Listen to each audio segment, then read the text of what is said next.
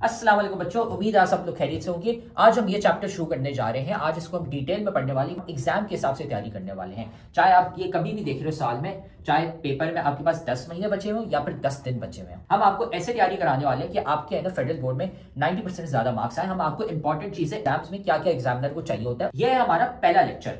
अगर आपको बाकी सारे लेक्चर्स भी चाहिए और बाकी सारे चैप्टर्स के भी और इन सारे सब्जेक्ट्स के भी, तो भाई आप जाओ हमारे कमेंट सेक्शन में, यहाँ पे डाली हुई है 4 लिंक। इसमें पूरी किताब की हमने प्लेलिस्ट डाली हुई है, इसको दबा दो, आपको है ना सारे लेक्चर्स मिल जाएंगे इस पूरे के पूरे सब्जेक्ट के। डाले हुए फ्री के नोट्स, यहाँ पे नोट्स कोई एमी नोट्स नहीं है, ये आप लिंक दबाओगे तो खुलते हैं आपके पास। हमारे 300 बच्चे जो थे जिनके 90% ज्यादा मार्क्स आए थे, उनके हमने नोट्स कंपाइल करके आपके लिए डाले हुए ताकि आप भी है ना अपने एग्जाम की तैयारी कर सको। सारे के सारे नोट्स हमने डाले हुए इन 300 बच्चों के। तो भाई ये देखो यहाँ पे पड़ा हुआ है हमारे सब्सक्राइब का बटन, इसको सब्सक्राइब कर लो, ठीक है। बेल्स भी है ना यहाँ पे दबा दो, लाइक करो वीडियो को और साथ में जाके कमेंट करो अपना वीकेस्ट चैप्टर। भाई कौन सा चैप्टर है जो तुम्हें बहुत मुश्किल लगता है, बहुत वीक लगता है, हम क्या करेंगे उसका निकालेंगे one shot lecture. One shot lecture एक लंबा सा पूरे चैप्टर का लेक्चर होगा, उसमें हम आपको एग्जाम ओरिएंटेड तैयारी कराने वाले ताकि आपके है ना पेपर में 90% मार्क्स आ सके। तो जाके कमेंट करो कौन सा चैप्टर आपको बहुत मुश्किल लगता है। फिर ये याद रखना कि भाई हमारे लेक्चर्स, हमारे नोट्स, सारे गेस्ट पेपर्स काम के होते हैं। ये 300 बच्चे हैं जिनके ना 90% ज्यादा मार्क्स आए थे। तो सारा मटेरियल कमेंट सेक्शन में सबसे पहला कमेंट है वहां पे पड़ा हुआ है। और अगर आप भी उन बच्चों की तरह 90% ज्यादा मार्क्स लाना चाहते हैं तो आप भी ना हमारी बैच ज्वाइन कर सकते हैं, जिसमें हम आपको A to Z सारी तैयारी कराते हैं सारे सब्जेक्ट्स की, है ना। हमारी स्पेशल बैच नंबर 1 है, तो हमें इस व्हाट्सएप नंबर पे मैसेज कर लो। ये सारी चीजें हम आपको देते हैं और एग्जाम के हिसाब से तैयारी कराते हैं। अगर आप भी है ना 90% ज्यादा मार्क्स लाना चाहते हैं, अपने माँ बाप का नाम रोशन करना चाहते हैं। तो अब हम शुरू करते हैं हमारा पहला लेक्चर इस चैप्टर का। ओके हाँ, सो प्लांट फिजियोलॉजी अब हम स्टार्ट करते हैं, जो चैप्टर नंबर 8। तो प्लांट फिजियोलॉजी होती क्या है, जैसे भी अगर हम प्लांट अभी हटा दें, एक फिजियोलॉजी क्या होती है। तो फिजियोलॉजी रैंडमली भी लिविंग ऑर्गेनिजम्स की, अगर आप इंटरनल फंक्शंस के ऊपर बात करें कि कोई चीज़ कैसे लगा, अगर हम एनिमल्स की बात करते हैं तो हमारे अंदर की फिजियोलॉजी में क्या होता है कि आपके जो अंदर के ऑर्गन्स हैं वो कैसे फंक्शन कर रहे हैं, आपके क्या मेटाबॉलिज्म, क्या प्रोसेसेस चल रहे हैं, वो सारी चीज़ें फिजियोलॉजी में आती हैं। तो अगर हम प्लांट्स की फिजियोलॉजी की बात करेंगे तो ऑब्वियसली प्लांट्स की होने के अंदर होने वाले और जितने भी फंक्शंस हैं, जैसे कि उनके फोटोसिंथेसिस होता है, कैसे वो गैसेस एक्सचेंज करती हैं, कैसे उनमें ग्रोथ होती है, रिप्रोडक्शन कैसे होती है, एनवायरमेंटल चेंजेस पे कैसे रिएक्ट करते हैं और अडेप्ट करते हैं उनसे, ये सब चीज़ें आती हैं फिर प्लांट फिजियोलॉजी के अंदर। ठीक है, so this is what the chapter will be about. अब हम इसमें अंदर आकर पूरा लाइक चैप्टर की डिटेल्स पर, तो अब ज़ाहिर इसमें आपके पास कोई भी ऑर्गेनिज्म होता है, उसको कहीं ना कहीं से न्यूट्रिशन मिलनी होती है। तो न्यूट्रिशन और जो बाकी ग्रोथ की चीज़ें हैं वो हम इसमें डिस्कस करेंगे। फिर बाकी हम कौन से न्यूट्रिएंट्स होते हैं एंड ऑल द प्रोसेसेस, वो सारी चीज़ें part of this chapter. So let's just start. Plant physiology is a branch of botany. अच्छा, बिकॉज आप लोग अभी आई थिंक सिर्फ बायोलॉजी पढ़ रहे हैं ना, बायोलॉजी वाला सब्जेक्ट है आपका। यूजुअली लोग इस लेवल पर मैट्रिक सिस्टम वगैरह होता है तो उसमें बॉटनी अलग से सब्जेक्ट होती है। तो जस्ट बेटर है कि आप लोग एक साथ ही इसमें पढ़ रहे हैं, बिकॉज अलग से बॉटनी बहुत डिटेल में जाती है अनलेस कि आपको उसी में स्पेशलाइज करना है। तो बॉटनी वही फील्ड है, ब्रांच है, जो हमने चैप्टर 1 में भी डिस्कस की थी कि डिफरेंट ब्रांचेस होती हैं बायोलॉजी की। तो बायोलॉजी की एक ब्रांच जो प्लांट से डील करती है, दैट इज कॉल्ड बॉटनी। तो which deals with various questions related to the functions of plant body, such as how plants grow from seed to the whole body, how plants absorb water and minerals and transport them to the leaves। ये सारी चीज़ें कि plants कैसे grow करते हैं, कैसे वो पानी एब्जॉर्ब करते हैं, मिनरल्स एब्जॉर्ब करते हैं, उनको कैसे बाकी लीव्स वगैरह है और बाकी पार्ट्स ऑफ द प्लांट में ट्रांसपोर्ट किया जाता है। How plants prepare organic solutes and transport them to the rest of the body. Organic solutes क्या है, आपके जो ग्लूकोज होती है, कार्बोहाइड्रेट्स वगैरह, these things are organic solutes जो कि न्यूट्रिएंट्स की तरह फॉर्म में आते हैं। How plants exchange carbon dioxide and oxygen with their environment. के ऑक्सीजन और कार्बन डाइऑक्साइड की गैसियस एक्सचेंज कहलाती है, ये होती है। अब प्लांट्स जो है वो थोड़ा सा ऑपोजिट काम करते हैं, जैसे हमें ऑक्सीजन चाहिए होती है ना और कार्बन डाइऑक्साइड बाहर निकालते हैं। प्लांट्स क्या करते हैं, वो कार्बन डाइऑक्साइड लेते हैं अपनी बॉडी के अंदर, अपनी प्लांट्स के अंदर, लीव्स वगैरह के अंदर। They take in carbon dioxide and they release oxygen. तो हमें जो ऑक्सीजन मिल रही होती है प्लांट्स की बदौलत मिल रही होती है, बिकॉज प्लांट्स ऑक्सीजन रिलीज कर रहे होते हैं अपने एनवायरमेंट। तो जिन एरियाज में, जिन जगहों पे बहुत डिफॉरेस्टेशन हुई होती है, जहाँ मतलब दरख्त बहुत काटे हुए होते हैं, प्लांट्स इतने नहीं होते, उन एरियाज में आप नोटिस करोगे कि वहाँ ऑक्सीजन लेने में भी मतलब क्लियर एयर भी उतनी नहीं होती, फ्रेश एयर नहीं।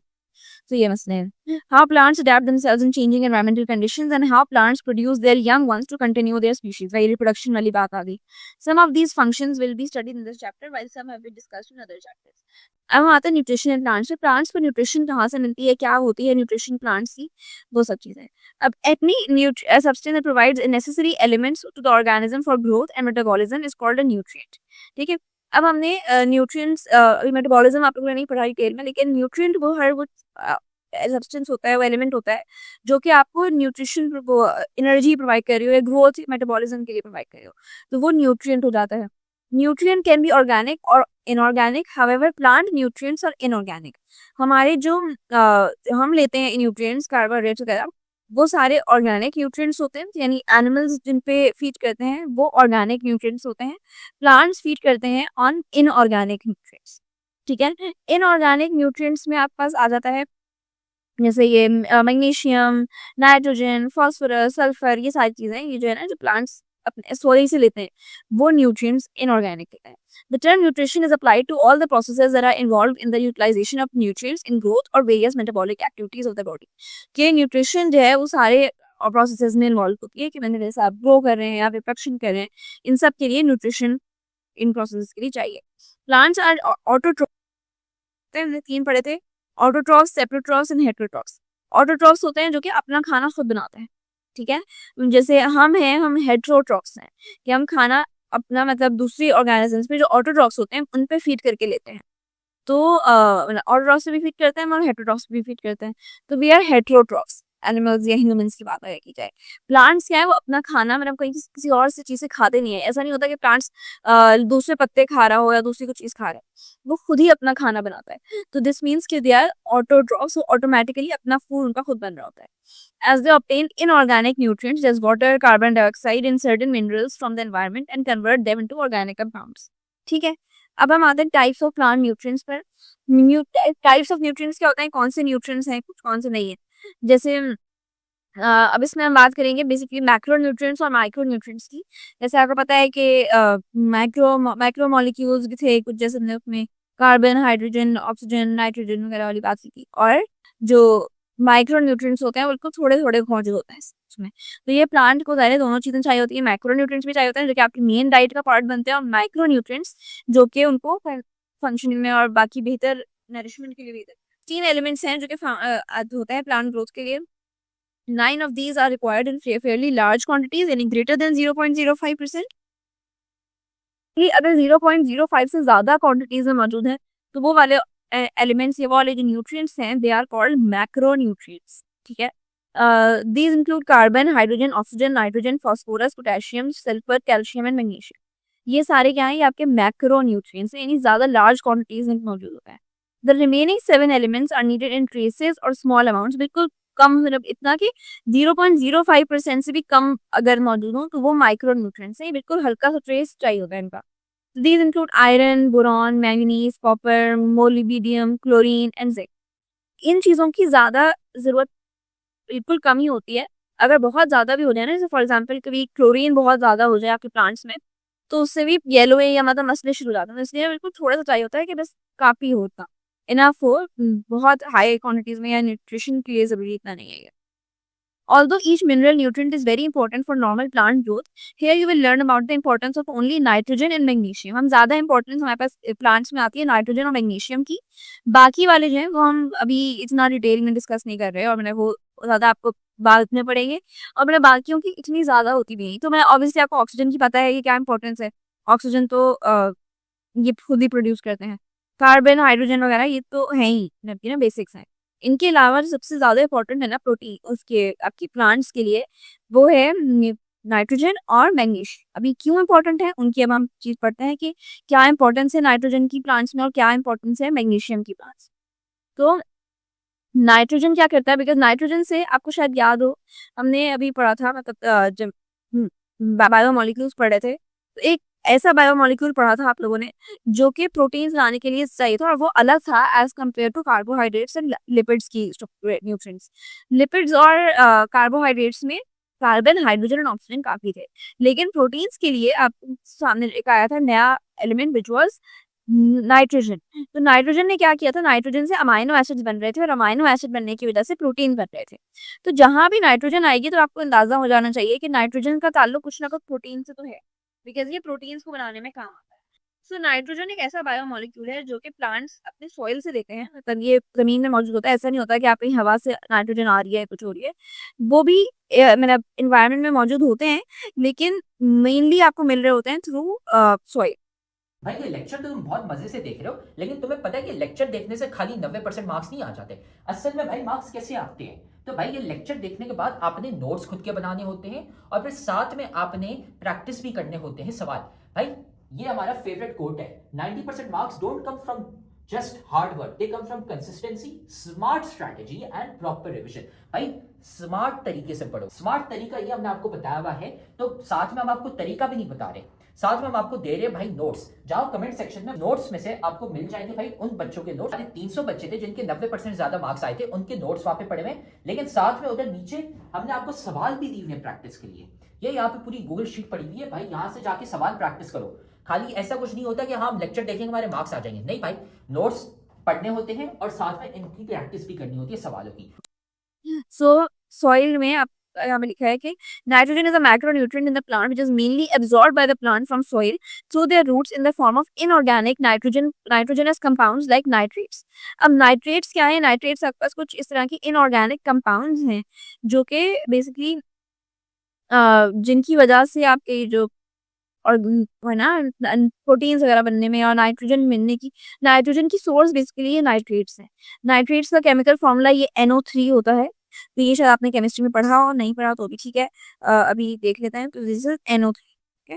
The major source of nitrates in the soil is the decomposition of dead organic matter.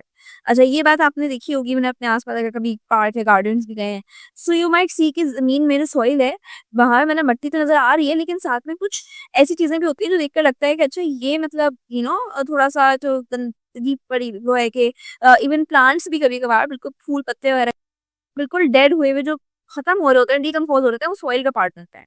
तो वो अगर सॉइल का जो पार्ट बन रहे होते हैं तो वो न्यूट्रिशन भी प्रोवाइड करते हैं सॉइल को।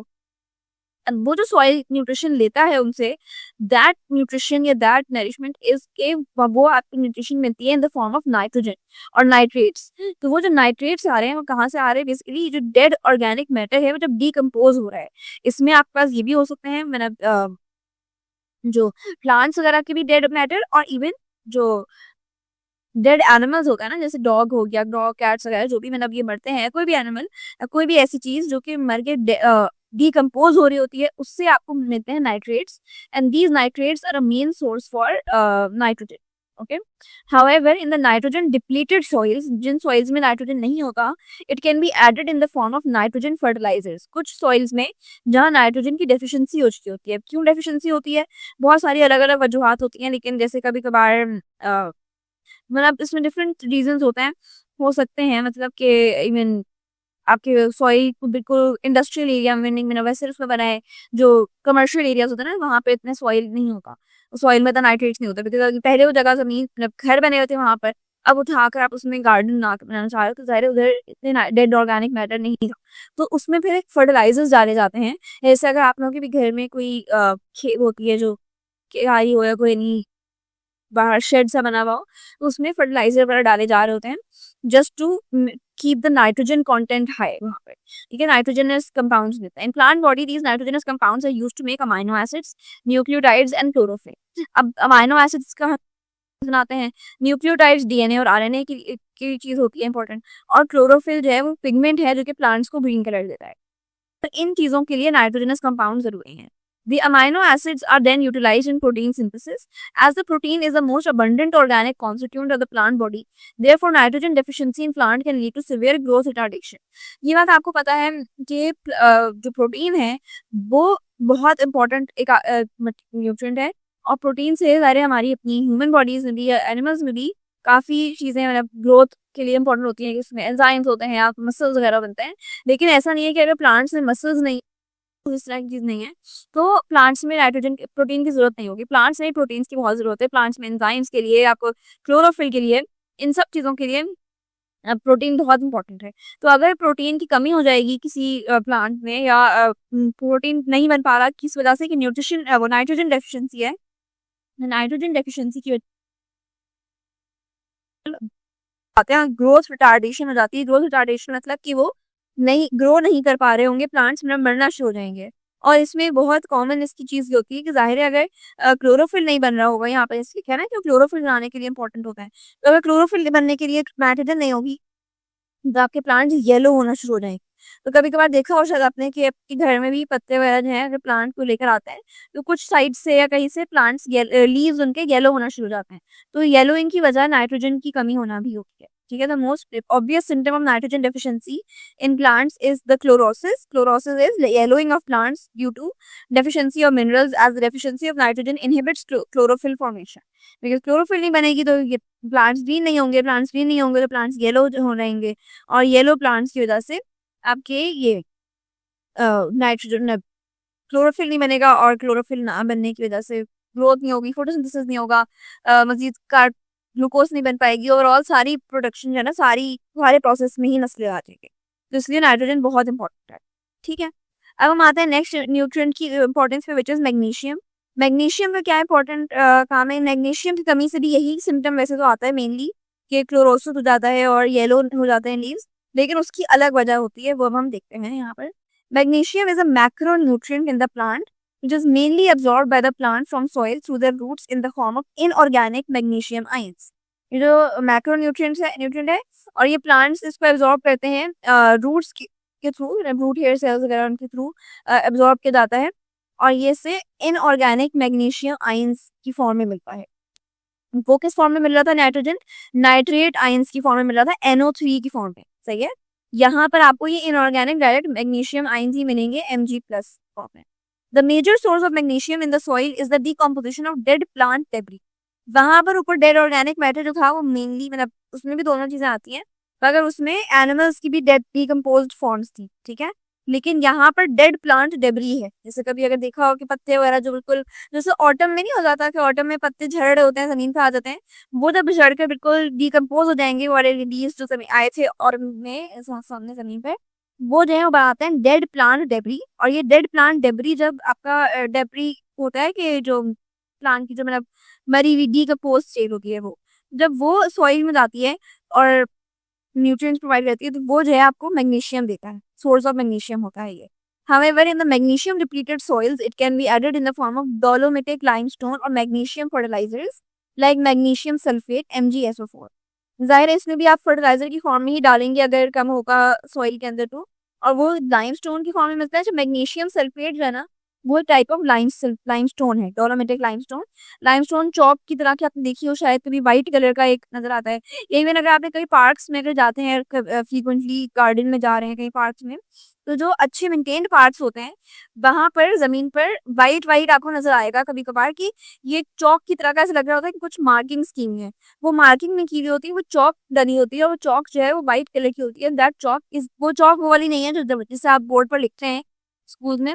इट इज, इसको चौक और लाइमस्टोन जो है ना, वो एक मैग्नीशियम का फर्टिलाइजर होता है। Magnesium sulphate is a type of limestone. तो मैग्नीशियम सल्फेट डाला जाता है उसमें जमीन पर, सॉइल में, ताकि सॉइल को मैग्नीशियम मिले।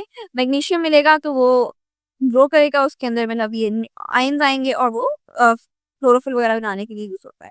इन plant body the magnesium is used to make chlorophyll, therefore magnesium deficiency in plant can also lead to chlorosis.